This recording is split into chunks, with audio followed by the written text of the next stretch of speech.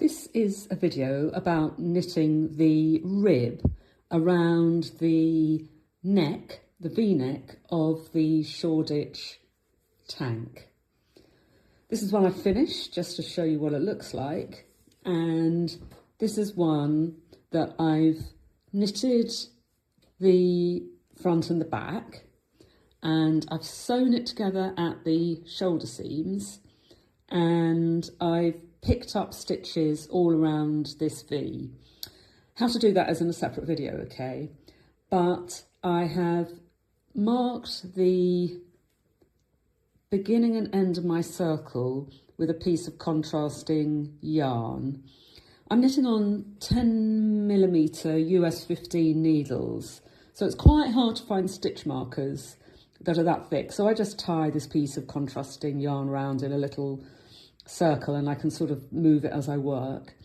I've also marked the centre stitch here of the V-neck, the V shape. A little bit hard to see there, but I hope you can.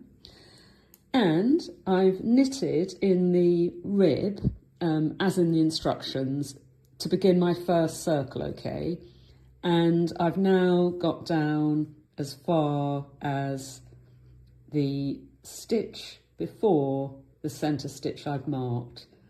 So what you're going to do is to slip two knitwise, as if you were going to knit two together, and then knit a stitch, knit the next stitch, and then use your left hand needle to take the two stitches that you slipped over like that.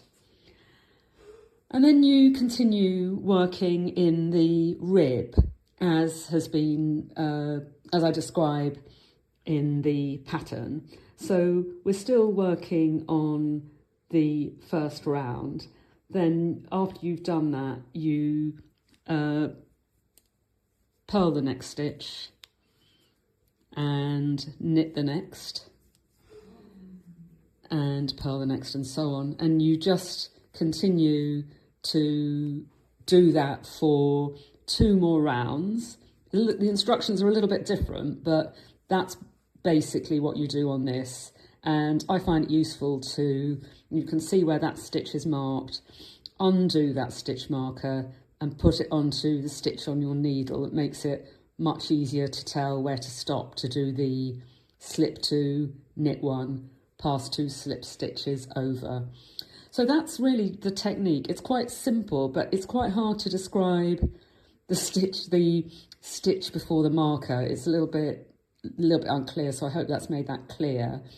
And also, when you finish the rib and you're binding off, just look carefully at how you need to bind off over that V, because it's just a little bit different there. Anyway, I hope that's made it clearer. As usual, if you've got any questions, just get in touch with me. I'm friendly and I try to answer all the queries you send.